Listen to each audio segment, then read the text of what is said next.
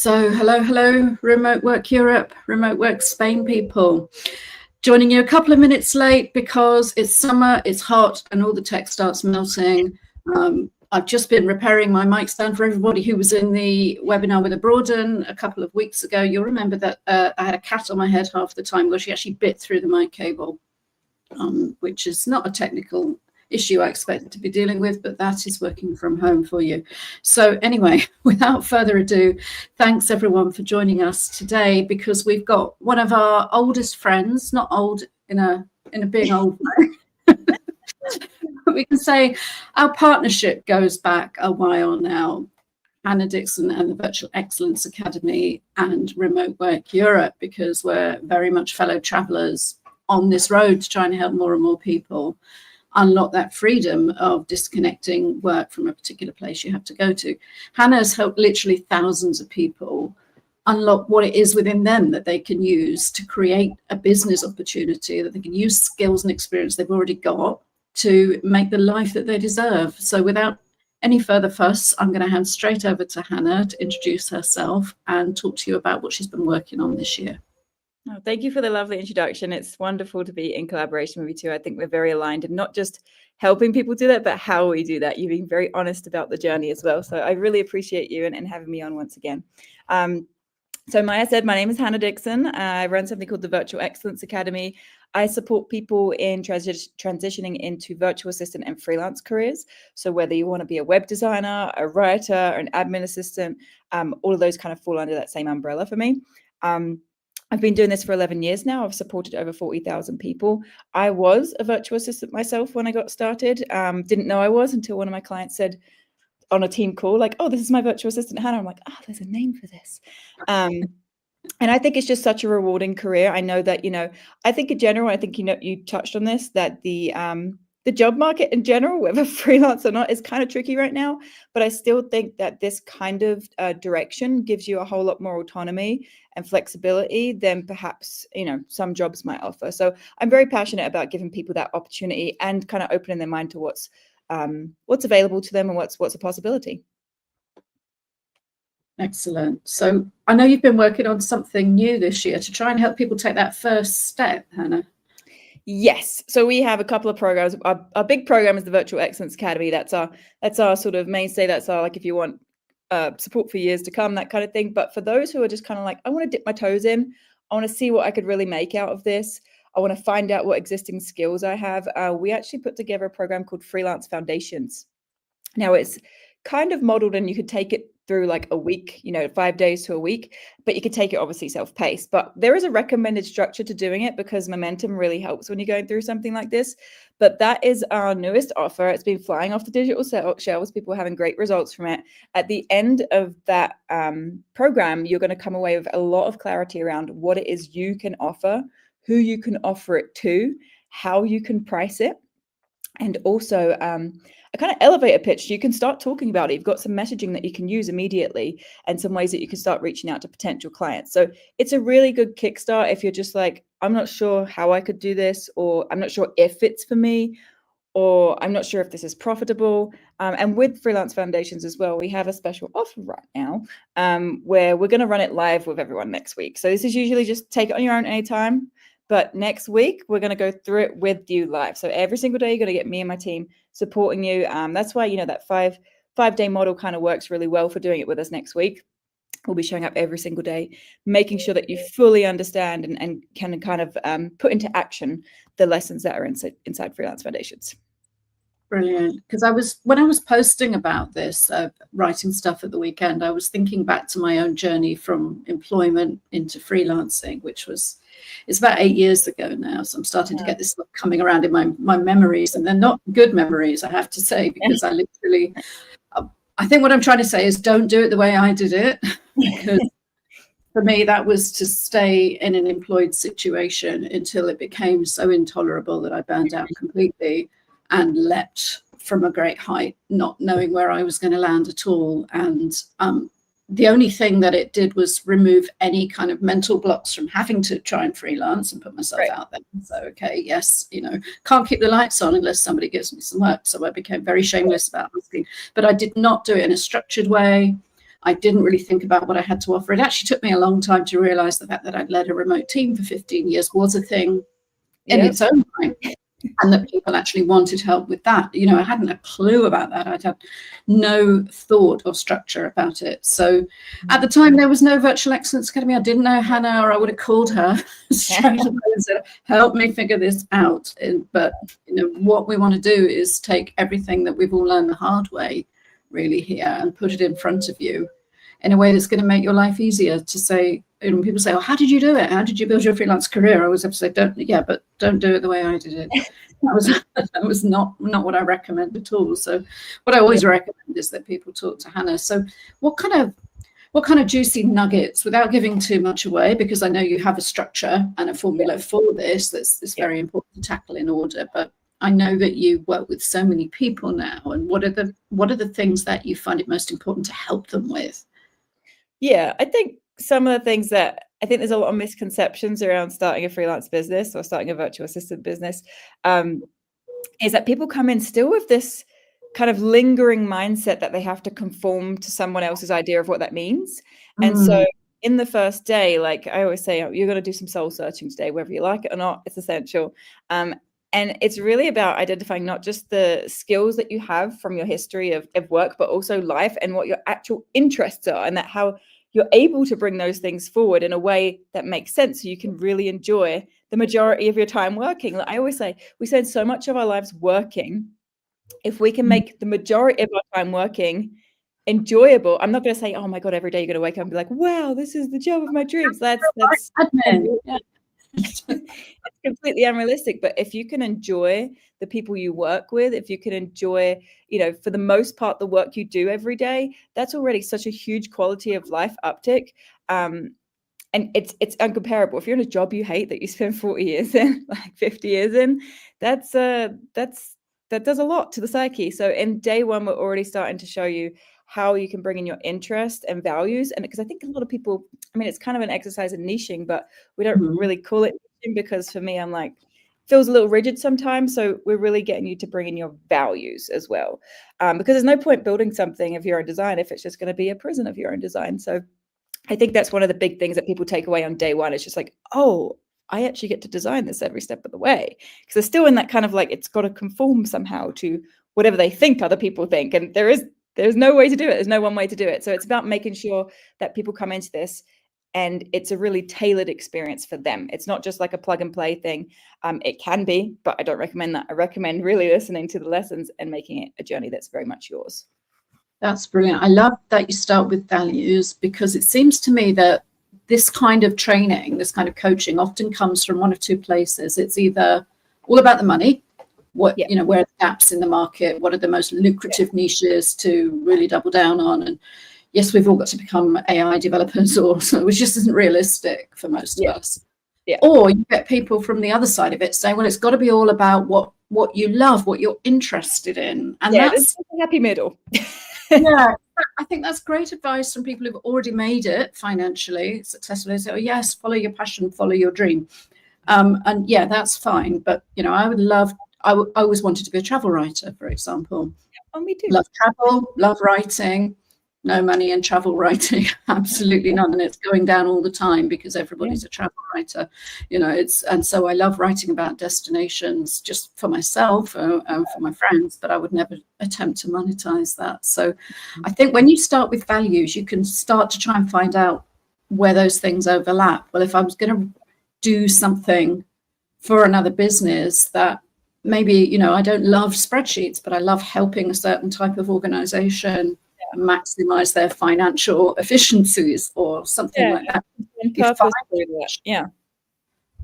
So I think it's quite unusual that you start with the values piece, and a lot of people might find that an uncomfortable place to go. Do you ever find people pushing back against that? Yeah, for sure. I always say this exercise should take about 30 minutes to an hour, but then some people will mull it over for days, and I'm like, start with something. With something. And I think that this particular program is really designed with taking action in mind, because I think, you know, the differences in the doing, we consume so much media, we consume so much educational content out there. And this particular program is designed to get you doing stuff on day one. So on day one, you already have like a working draft, but a working elevator pitch that you could already say to somebody that means something to you in this moment. And I think that people get stuck on it because they're like, oh, well, I don't want to be married to that forever. I'm like, guess what? Anything you do in your freelance business is 100% going to change. Like, that is the nature of the work. If you don't like change and learning, it's probably not for you. There's always new tools. There's always new technologies, there's always new ways of doing things. If you're excited about learning, if you're excited about technology, great industry to be in. So I'm always like, chill out. It's going to change. You need to start with something that otherwise you're just standing still. Like, you got to take that first step. And so immediately we're like getting you to do things in the real world for yourself that make a difference every step of the way, because otherwise you're just consuming this course and at the end you're like, cool, now I've got the knowledge, but like, what did you do anything with it? Yeah, it's, I suppose, starting with something that some people are going to find intangible, like values, and then bringing that over the course of a week to a go-to-market offer is really where the magic lies in this program that some people might not have thought about. And I suppose if you don't do that day one quite abstract stuff, you're not going to be in the right place by the time you get to the end of the program.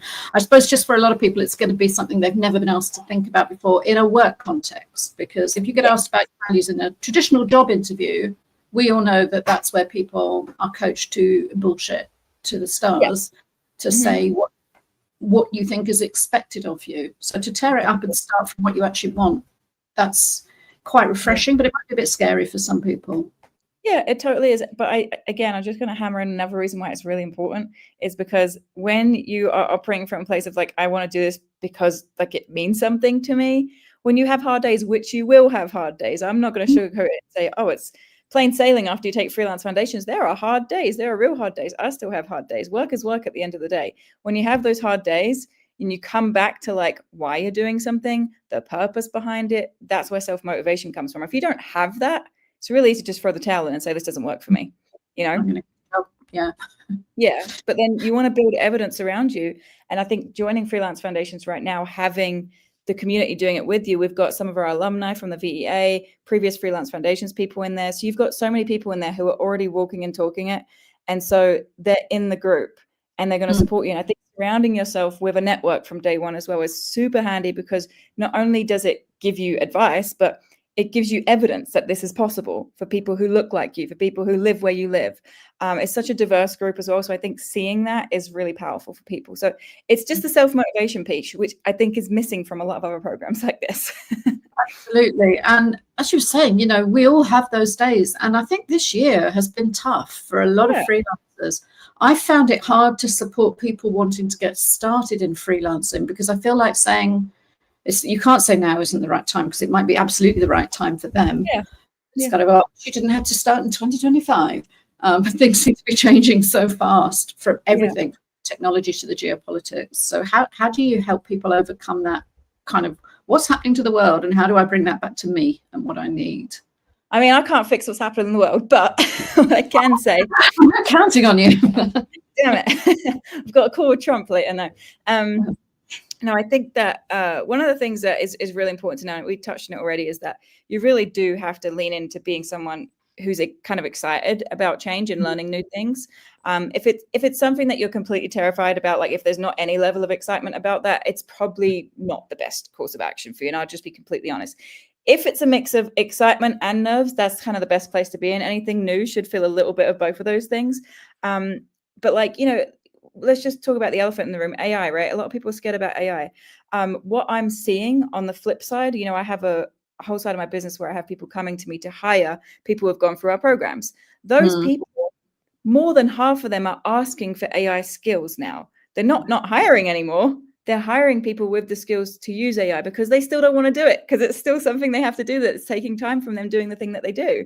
So I think it's really important to embrace AI. And I think that there are varying levels. You don't need to be like an AI expert. I think you mentioned that at the beginning, but like having some kind of like knowledge of how things work, or how to identify if something's been made with AI or not, like just having some knowledge around it. And so that's baked into all of our programs. We talk about AI, we get you up to speed on what's the latest. Freelance Foundations is no exception. We've just put a lesson in there recently.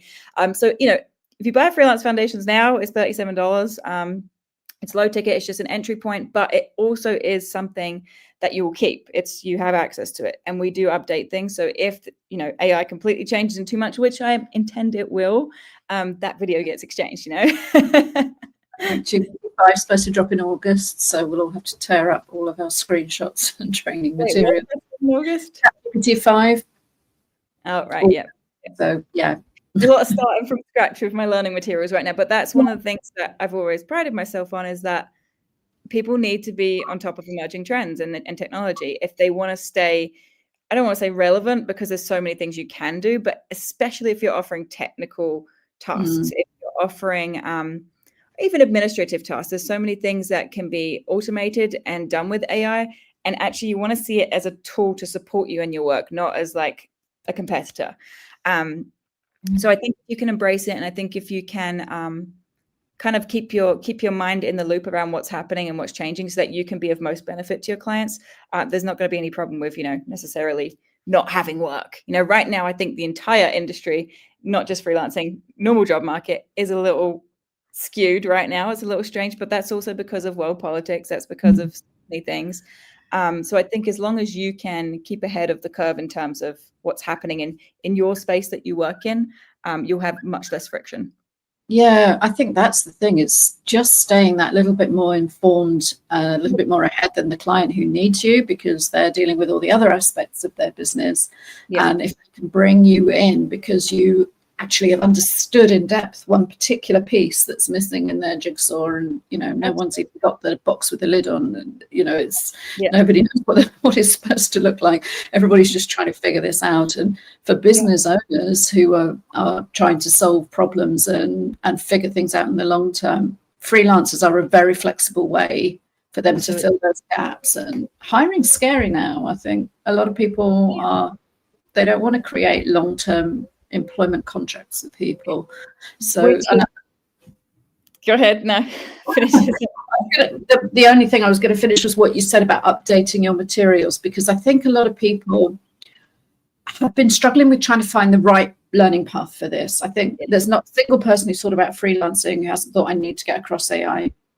This is going to be essential, but how to integrate that with the rest of their skill sets. And we've all bought, well, speaking for myself, but I know for a lot of other freelancers as well, we've all bought courses around that sort of $40 level that you think, hopefully this is the thing, and I'm going to take something from this. But then if it goes out of date in 3 months or 6 months or something, we've all got these links scattered everywhere.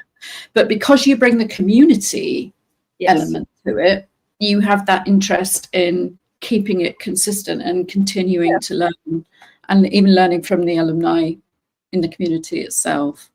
Yeah, it's a really powerful piece. So I think that's going to be the difference that people make when they access Freelance Foundations, as opposed to going onto someone like Udemy and saying, what skills do I need in AI or whatever, and some of those are 2 years out of date. And so have a really good look when you're investing in something, because you're investing your time as well as your money, your hard-earned freelance money. One thing I wanted to talk to you about, Hannah, was about people who've been freelancing for a while, as opposed to people who've been making the leap. There are lots of people that I talk to in Remote Work Europe who have said, this is the hardest year yet. And they kind of, not that any of us think we'd got it all figured out. Heaven knows that's not a thing. But I think a lot of us think we'd got it to a point where there was a degree of cruise control, and we knew what our typical clients look like, what our typical look like. And all of that seems to be challenged now, other than continually learning, which obviously you've got the solution for that. But what are the sort of mindset shifts or what do people have to do to get over this feeling of overwhelm at the moment, even experienced freelancers? Yeah, I mean, I'm seeing it a lot with, of course, I've got so many freelancers in my world, and I am seeing some people having more difficult years, not necessarily like, oh, this is the worst year ever, but like, just a few unfortunate events that have happened. Maybe they lost a big client, or maybe they're struggling to find a new client to fill that one. They might still have income, but they're still struggling a little bit to fill that client spot. What I'm seeing is that if you can have and I know it's hard to have when you have setbacks, like it's really hard to get back on your feet sometimes, but I think that one of the core sort of traits of like a successful freelancer or any type of entrepreneur really is knowing that like there's more than one way to get to the outcome you're looking for. And I think that's something I really hammer into a lot of my training as well. Like there's more than one way. The way that I teach isn't the only way. You need to think outside of what I'm saying a little bit sometimes. Because I only know so much, and I only know so much based on my experience and the people I've worked with. Every single person is unique, and there's always going to be a different way to the outcome they're looking for. So I think you kind of touched on it in the last piece here. You said, you know, people are scared to hire for long term now. So for example, one of our students, Kara, she has moved from retainer models to doing these quickie tech sessions. She calls it like, have a quickie with me. And it's like a cute little branding thing. And she just works for like 2.5 hours on someone's business and gets in there and does like a big transformation in that time and gets out again. That's it. And that's been working well for her. I'm seeing people doing like VIP days that are like really high impact, high transformation, and a nice 4-figure cash injection in a day. I'm not saying they're always easy to sell, but I'm saying, you know, diversifying how you offer your services, diversifying how you think about the services you offer, and also being open to changing who maybe is interested in your offer is another thing. I'm seeing like, I'm just going to say it outright, like a lot of life coaches are struggling right now. And there's a lot of virtual assistants who support life coaches. And so I'm seeing a lot of VAs and freelancers now shifting, being like, actually, I'm finding that the people with money to pay me right now aren't life coaches. So I've expanded a little bit into wellness practitioners and a whole, because what we are seeing is people who are doing body work and stuff like that. That's not going out of business anytime soon. Their stuff's picking up. So being a little flexible in who you serve and how you serve them, and diversifying your service offerings and different price points and things like that. I think it's just having an adaptability mindset and just knowing that like there's more than one way. That's really interesting. And I think that's really important insight for anyone who's been freelancing for a little while, because you do tend to, you know, we're always refining our niche. We're always kind of, when you start out, you'll do anything for anyone who can pay your invoice, right? And then you kind of, over time, you realize that intersection of what you're good at and what pays well and what you're passionate about and so on. And that time you close off things just outside that and get a little bit blinkered. I think I've been guilty of this. The big, oh no, I don't do that. Yeah, I don't do that. I only do this. And actually, the fact that you do this really, really well with a great deal of experience means that you probably have the potential to freshen up your offer. Absolutely. And look, just adjacent to that, there's all this interesting stuff. And if you're struggling with how to use ChatGPT, hey, these are the service offerings I have right now.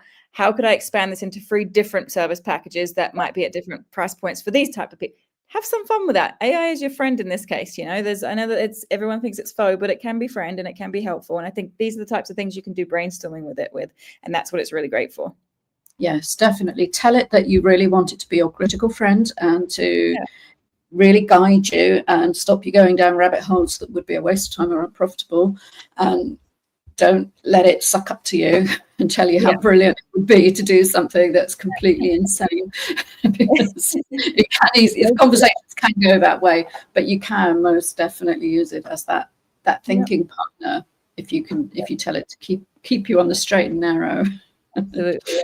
It's like when you have I've been using it for like interpersonal things, like I'm having an argument with someone, I'm like, please see both sides and don't be biased towards me being right in this situation, because otherwise it's like, you're totally fine. It's totally fine that you threw the thing out the window. She's being crazy. Yeah, you're not crazy. I mean, sometimes we need that, right, from our friends or from our AIs, but other times you need a little bit more of a reality check, somebody to just kind of guide you back on the straight and narrow. So it can do that, but it's sometimes, I find, I don't know if I've just like got mine to the point of being really sycophantic and just desperate to please me. So I do sometimes, when I'm having those strategic business kind of conversations, I'd have to really include in the prompt that I want critical feedback. And I want context and the critical. This is the reality, and I want you to give me something that's going to work here, not just something that'll make me feel good or look good or whatever in the moment. So I think that's a really important part of it. Yeah. And so just going back to Freelance Foundations, then this is available as a standalone self-paced course, right? Because we all have different learning styles. I know I'm more likely to sign up for something that's self-paced and then not do it. Yeah.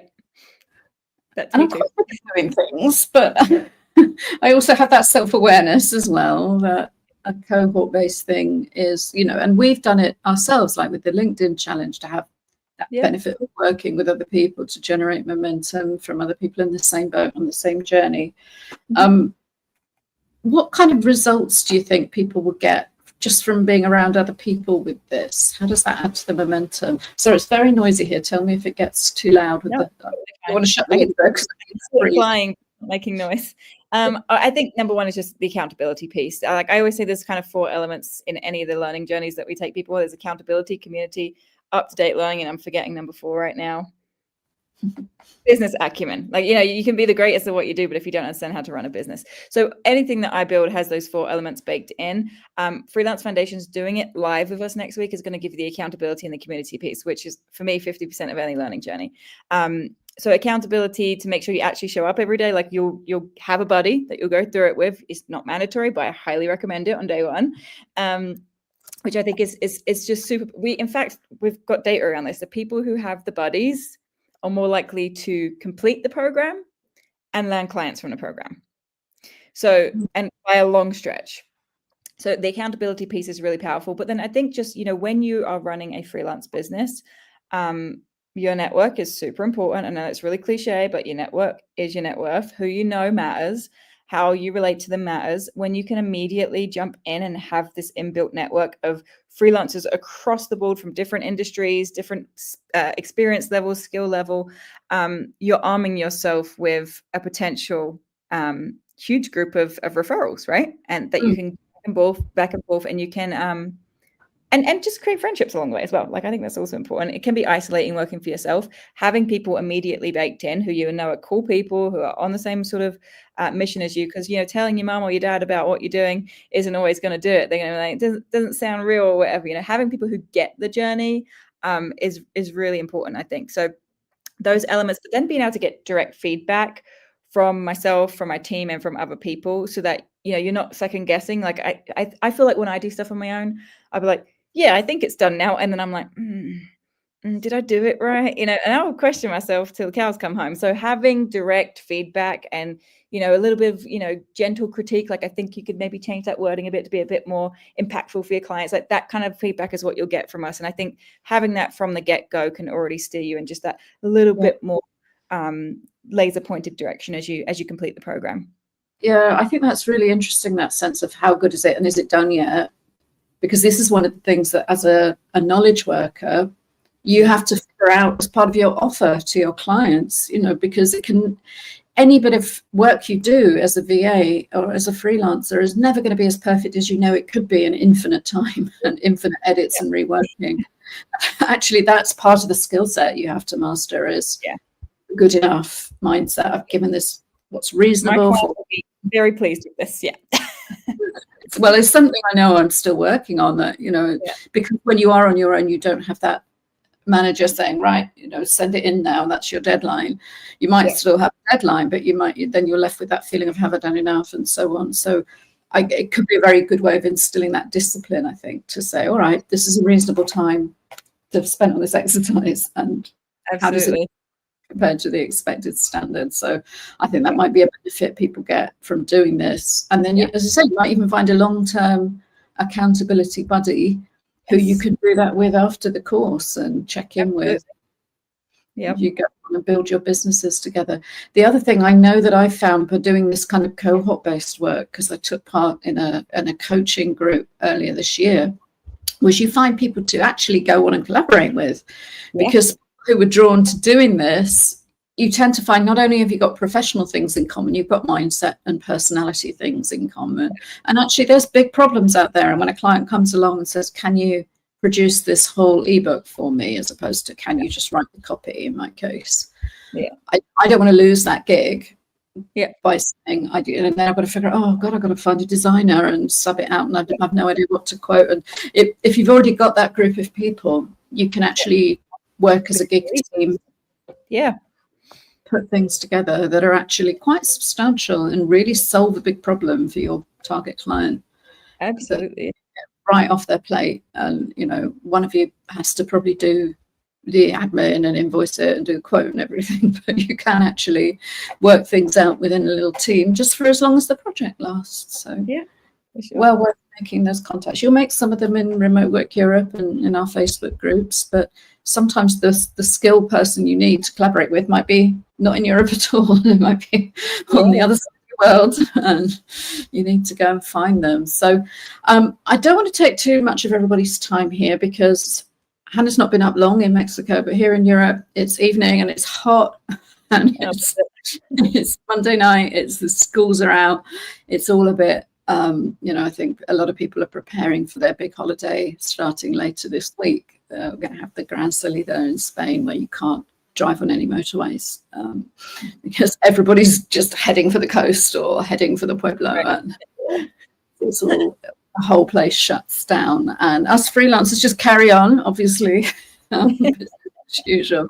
But if anybody does have questions for Hannah, because if you are a freelancer carrying on into August, maybe your other clients are slowing down, and what a good way to use that first week of August and to jump into Freelance Foundations. There's a link on the screen to take you straight there. This is, I don't think the VA's ever offered anything at this price point before, have you?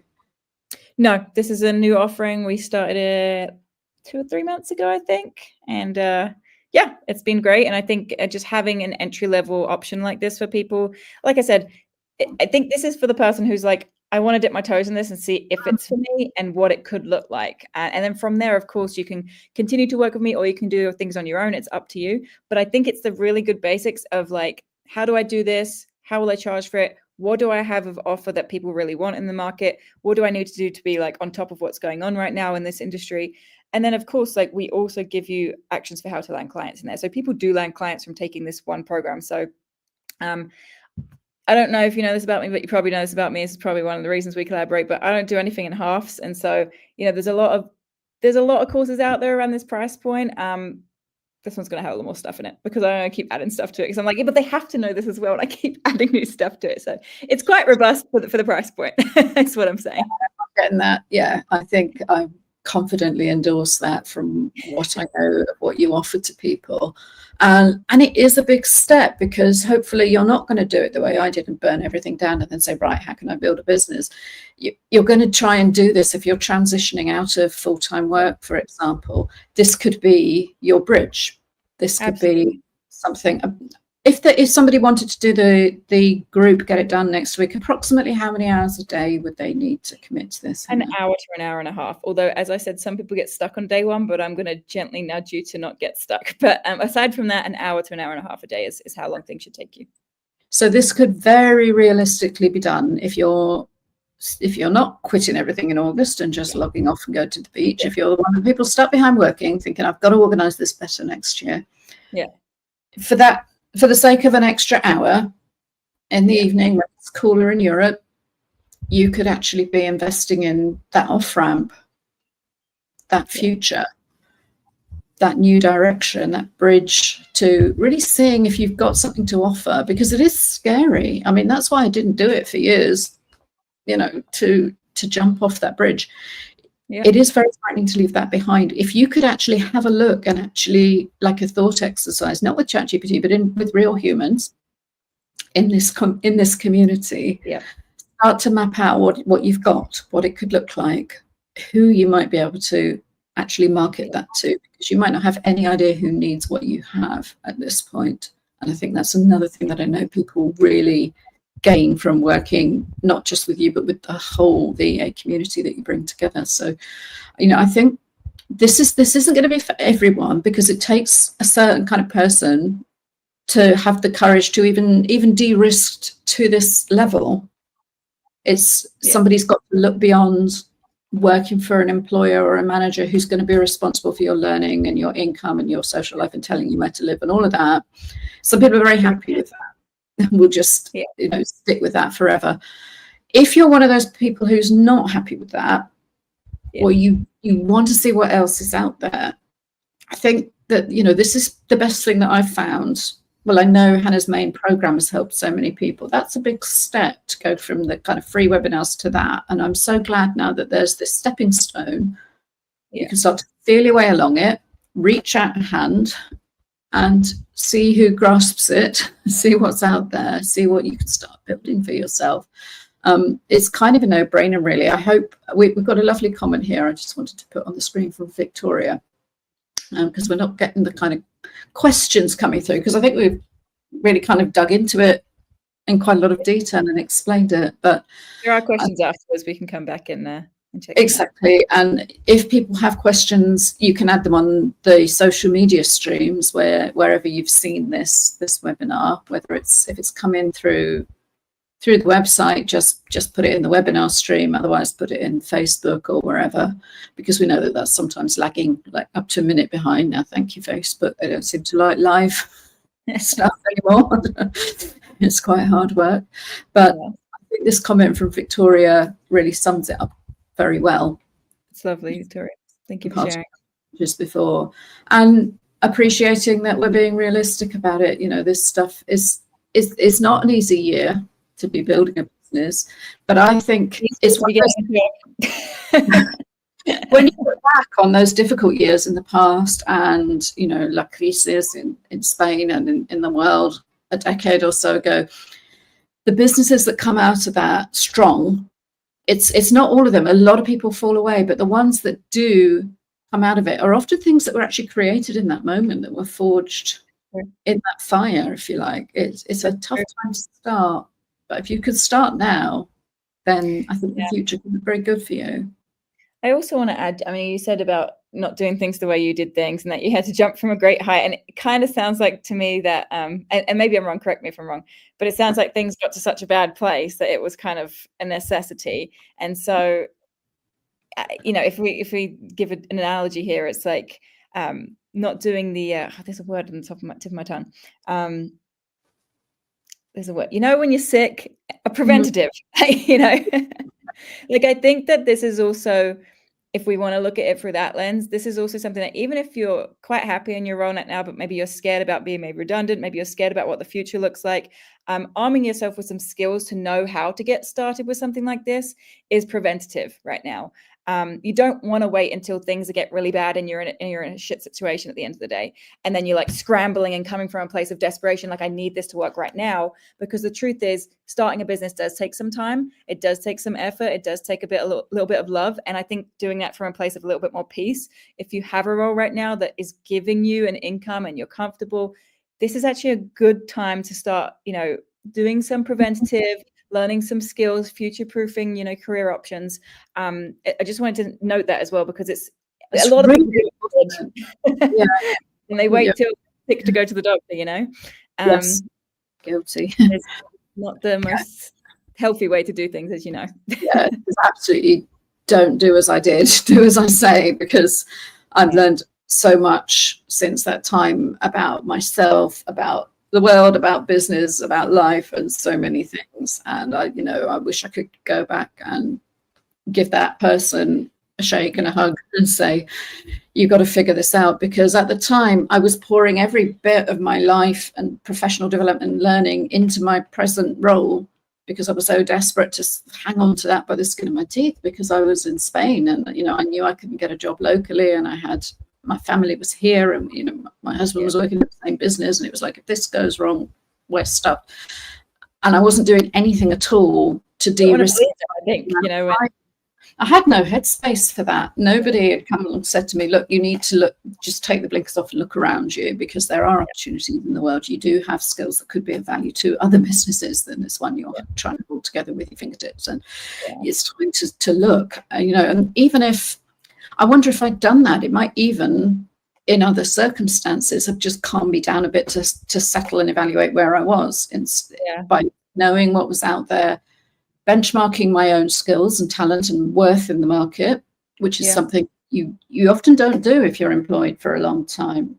Yeah, we see people coming along, they haven't touched their LinkedIn for 5 years because they've had a good job, and then suddenly they haven't, and they've got a month's notice, and and they're here on a highly skilled visa, so they might have to leave the country, and it's a nightmare, and it's a really bad place to start from trying to figure out what you got to offer. So if you haven't checked in with yourself professionally for a while, outside of your line management relationship internally to where you're working, and you just want to know, what have I got? What have I learned? What could that be worth?